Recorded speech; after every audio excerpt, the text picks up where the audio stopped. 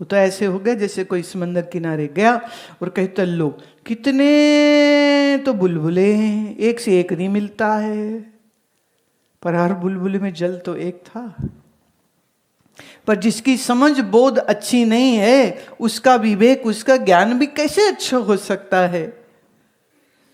तो पहले तो ये बात समझ लेना। कई बार ना कई लोग कहते बोले अभी तो करा रहे थे वो शंकर शंभो नमः शिवाय, फिर ये कहते हैं कि दया निधे है ना, फिर ये शुरू हो जाते हैं तस्य देवाय नमः, फिर देव्यै नमः, और अब यहाँ के कह रहे हैं विष्णवे नमः। ये चक्कर क्या है? चक्कर कुछ नहीं है। जितने रूप संभव हो सकते हैं वो सब रूपों में सत्ता कौन सी है? सत्ता एक ही है।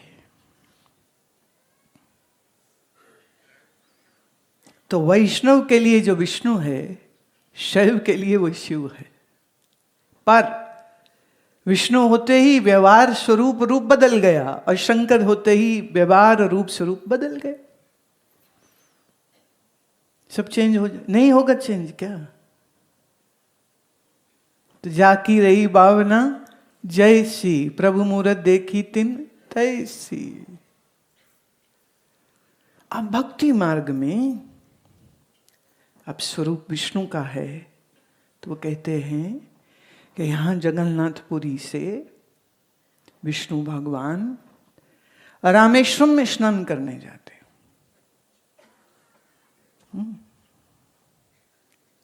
द्वारिका में श्रृंगार करने जाते। देख लीजिए आज भी गुजरात सबसे धनाढ़ राज्य है ना? हाँ। और बद्रिका आश्रम में वो अपना सैर करने जाते, और फिर जब लगती भूख तो फिर पूरी आ जाती।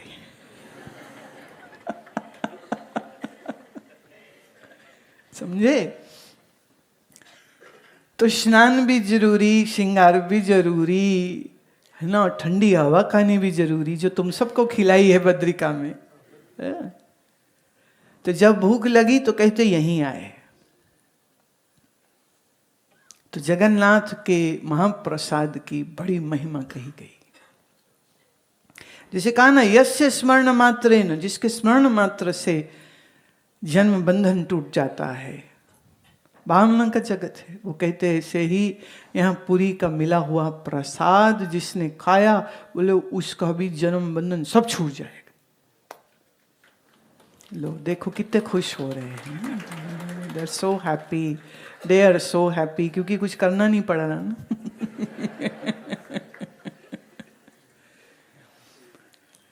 भक्ति में समर्पण है,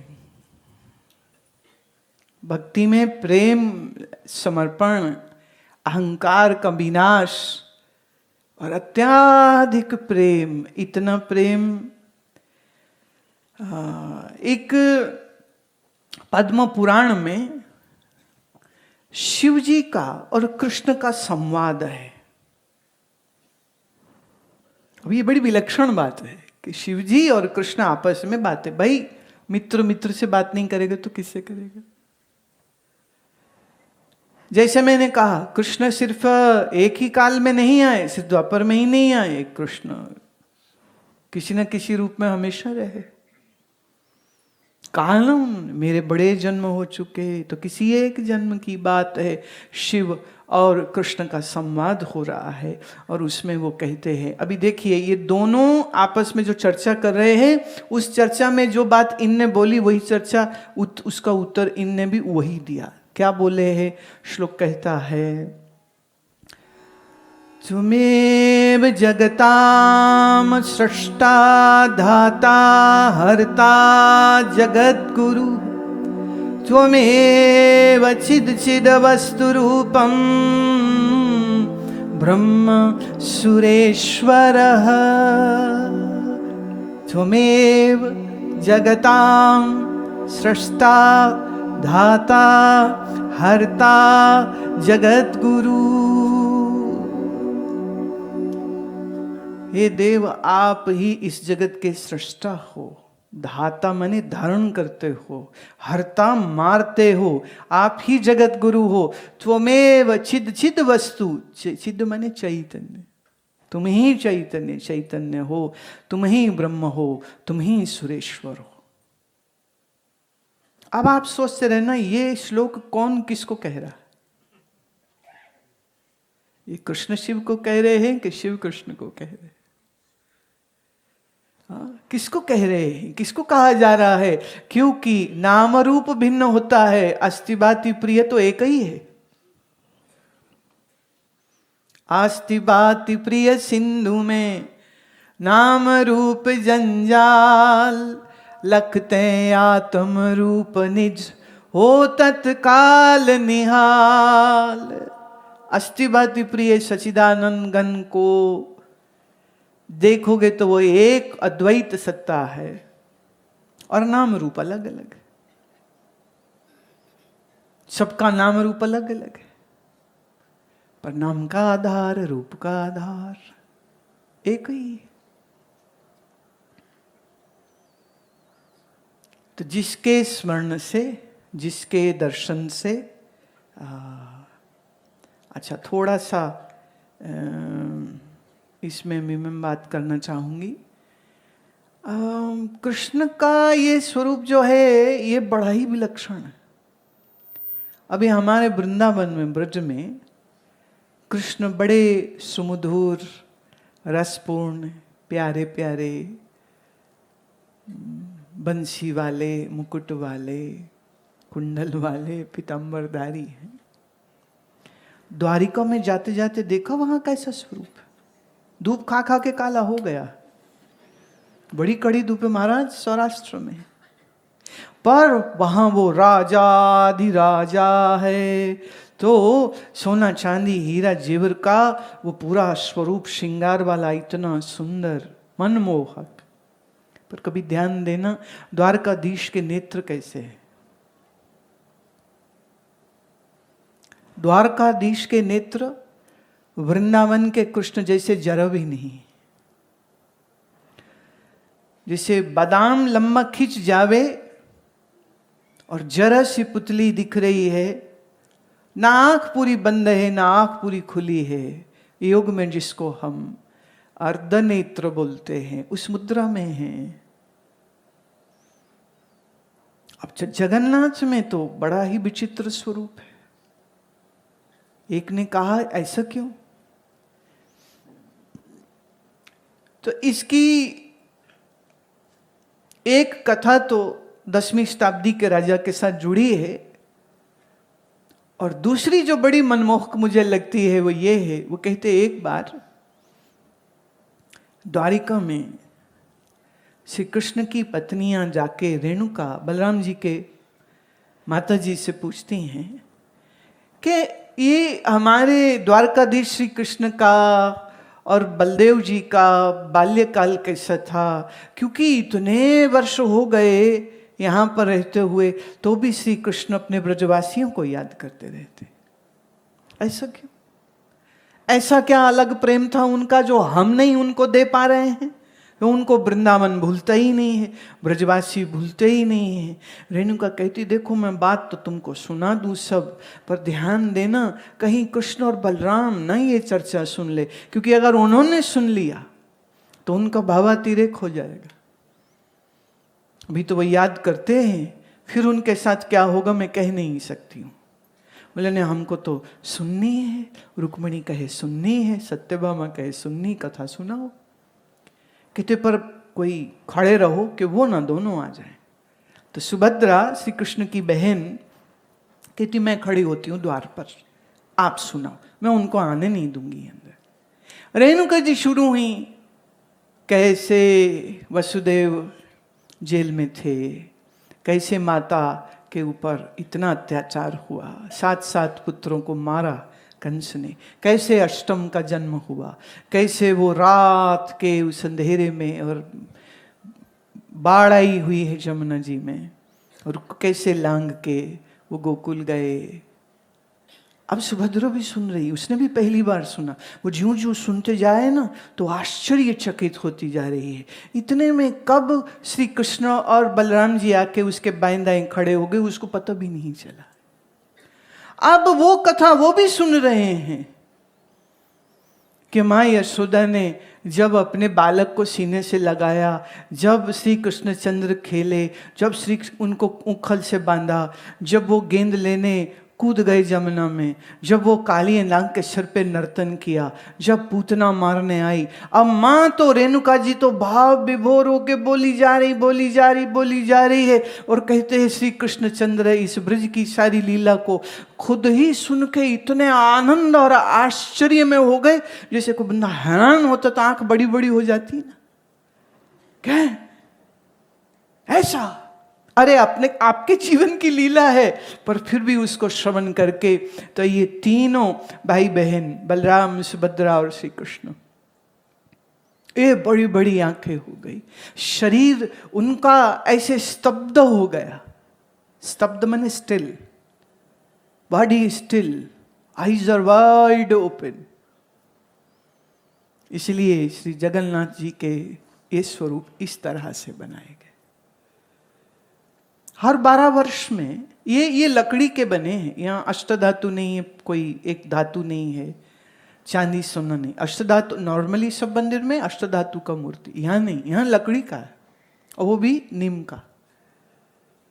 हर 12 साल में स्वरूप बदला जाता है, हर 12 साल में। एक छोटी सी बात इसमें थोड़ी कड़वी है पर मुझे कहनी जरूरी लग रही है। यहाँ पर मंदिर में उन्होंने लिख रखा है कि जो हिंदू नहीं है उनका प्रवेश इसमें नहीं है। मैं इसमें इतना विनय कर दूं, मेरा बहुत ध्यान से इसको श्रवण करना। इसके पीछे 2 कारण हैं। एक, पूरी वासी सब इतना प्रेम करते हैं जगन्नाथ से, कहते अगर किसी भक्त से इनको प्रेम हो गया तो हमें छोड़ के ही ना चले जाए।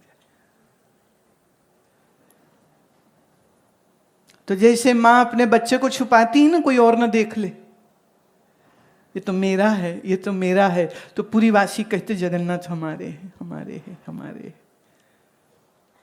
दूसरा जो कड़वा कारण है वो ये है कि इस मंदिर पर 17 बार हमले हुए हैं, 17 टाइम्स। धन सोना चांदी लूटना, और जो विधर्मी हैं उनको मूर्ति तो समझ नहीं आती है, तो इसलिए वो सबसे पहले मूर्ति को तोड़ना और खंडित करने की कोशिश रहती थी। इसलिए हर बार यहाँ के जो पंडा होते थे, जैसी खबर होती थी वो उनका स्वरूप ले जाते थे।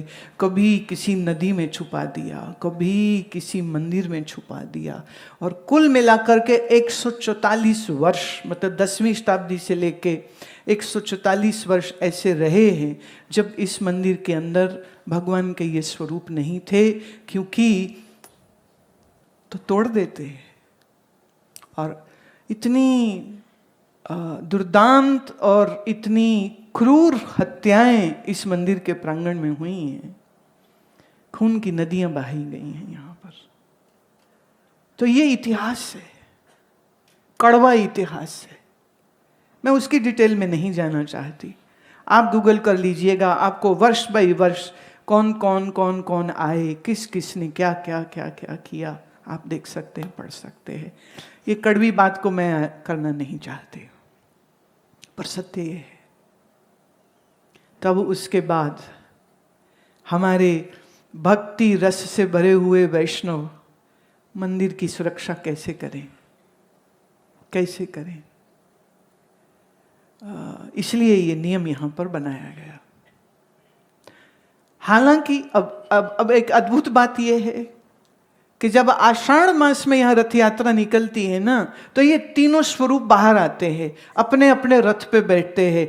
उस समय पर किसी को कोई पाबंदी नहीं है।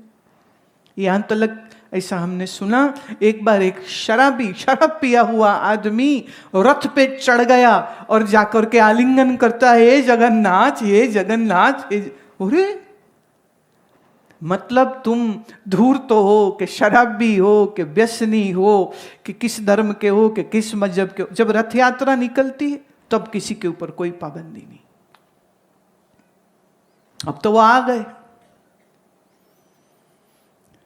तो ये पुरी के मंदिर से तीनों भाई बहन अपने रथ पे सवार होते, फिर कहूँ भावना का जगत है, तो उनको खींच के ले जाते हैं मंदिर तलक, और फिर वहाँ वो कुछ समय रहते हैं, फिर वापस फिर खींच के लाते हैं। अच्छा आप आ जाओ, आप अपने अपने घर में बैठो, तुम यहाँ बैठो। विश्व में ऐसा कोई आपको स्थान नहीं मिलेगा जहां के उस भगवान की बहन की भी पूजा हो रही है और उनके भाई की भी पूजा हो रही है, सबकी हो रही। और तीनों साथ क्यों? साथ इसलिए वो जो एक साथ खड़े होकर श्रवण कर रहे थे ना, माँ रेणुका जब सुना रही थी बाल लीला श्री कृष्ण की और बलराम की, कैसे पहलवानों को, मुष्टिक को मारा पहलवान को, कैसे हाथी को मारा, कैसे बकासुर को मारा, घासुर को मारा, ना ये सारी लीलाएं, तो वो लीलाएं सुन सुन के वो खुद ही स्तंभित होते जा रहे हैं।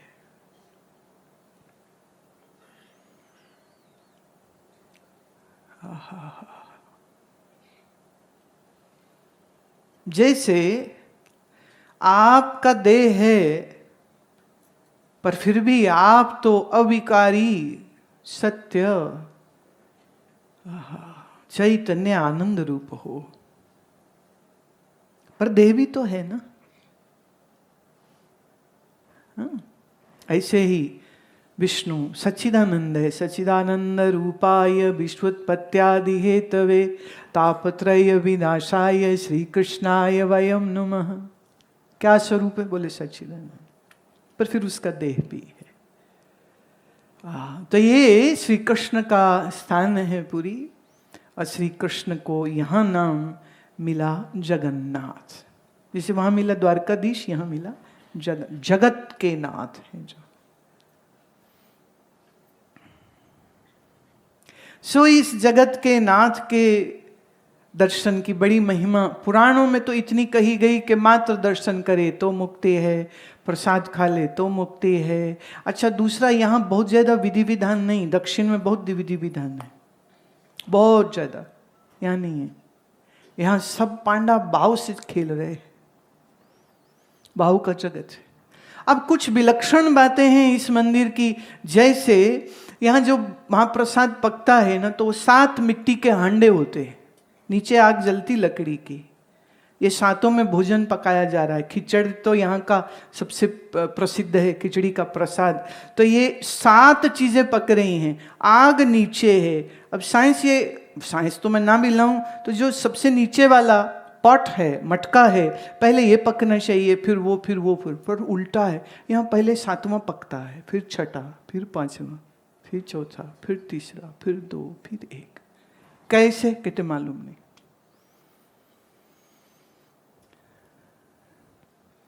मंदिर के शिखर पर जो सुदर्शन चक्र है, पुरी में कहीं से भी आप देख लो, आपको लगेगा वो हमारी ओर ही है। और जो उस पे ध्वजा है, जो हर शाम बदली जाती है, वो ध्वजा जो है, माने अगर हवा इधर बह रही है तो इसको इधर बहना चाहिए, फहराना चाहिए, पर हवा इधर बह रही है तो वो झंडा इधर बहरा रहा। क्यों, कैसे? कहते मालूम नहीं। लगे हैं कुछ लोग खोज करने, कुछ मिल जाए उत्तर तो मिल जाए, हम कह नहीं सकते, पर बड़ी रहस्यमयी बात है भाई, ऐसे कैसे?